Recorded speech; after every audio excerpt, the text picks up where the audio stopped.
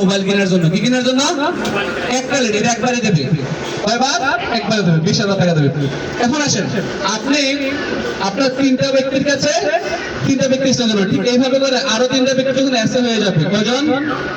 আরো তিনটা ব্যক্তি এসে হবে, তাদের লাইন থেকে 2% পেড করতে হবে। তার মানে 31 প্লাস 6 কত হইল? 37%। আপনার ইংল্যান্ড কোম্পানি এসডি কি? SD star diamond.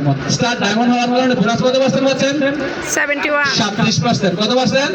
37%। এখন আসেন, আপনি কয়টা ব্যক্তিকে দাওয়াত দিয়েছেন রিঅ্যাকশনে? মাত্র 6 জন। কয়জন? 6 জন। তারা আবার 6 জন করে, তার সবাই পৃথিবীতে কি চায়? টাকা চায়। কি চায়? সবারই টাকা দরকার, ইনকাম দরকার। তারা 6 জন করে করার কারণে এইভাবে করে আপনি স্টার হয়ে গেলেন।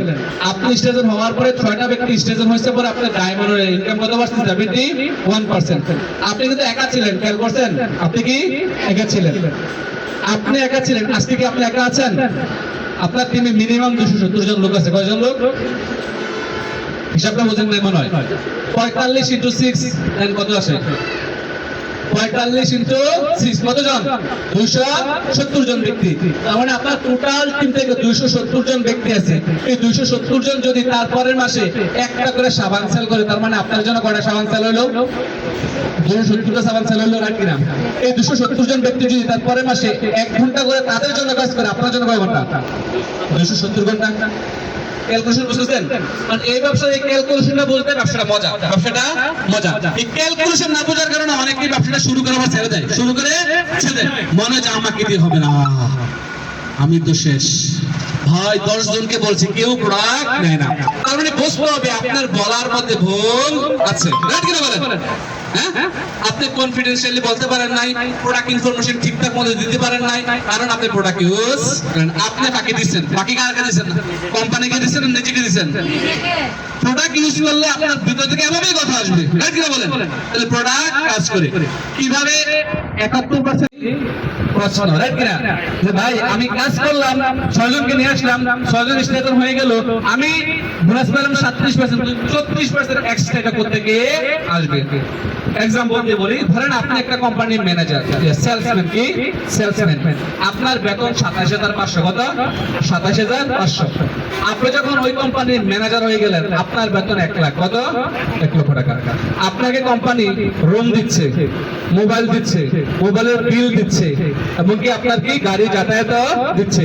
এই এডিশনাল 3-4টা জিনিস যোগ হয়ে যান আপনার সাথে, যোগ হয়ে কিন্তু আপনার স্যালারি 1 লাখ টাকার উপরে হয়ে যাচ্ছে। রাইট? তার মানে আপনি যখন সেলসম্যান ছিলেন, তার মানে তখন ছিল মাত্র 27,500। যখনই আপনি ম্যানেজার হয়ে গেলেন, তখন আপনার সেলসের মানে পজিশন বাড়ছে কিনা? আর পজিশন বাড়ার সাথে ইনকামও বেড়ে গেছে। কোম্পানি বলছে যখন আপনি কষ্ট করে শুধুমাত্র স্টার ডায়মন্ড কি হয়েছেন? স্টার ডায়মন্ড 37% আসছে। কত পার্সেন্ট? 37% আসার কারণে আপনি যাতে পরিশ্রম করছেন, এত টাকার মাল সেল করছেন, ধরেন 12 লাখ টাকার মাল সেল করছেন। কত লাখ? 12 লাখ টাকার মাল সেল করার কারণে কোম্পানি আপনাকে প্রতি মাসে আজীবন 34% এক্সট্রা কমিশন দেবে। এটা কিভাবে? Leadership bonus 15%, team development bonus 15%, international profit travel seminar 2%। এই যে আমি বিশ্বের বিভিন্ন দেশ ঘুরি, 13টা কান্ট্রি ঘুরছি, কোম্পানি কিন্তু আমার এখান থেকে 2% দিয়েছে। এবং কোম্পানির পক্ষ থেকে 2% প্রফিট শেয়ারিং, মানে মালিকানার 2%। কত পার্সেন্ট? 2% profit sharing. টোটাল কত হলো? 15, 30, 2 দিয়ে 4, এই যে 34% হয়েছে। 34 আর 37 কত হয়? 71%।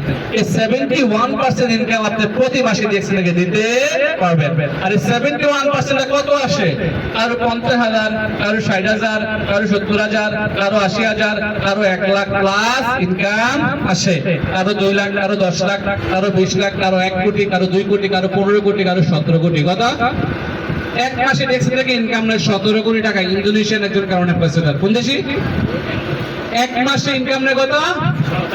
17 কোটি টাকা।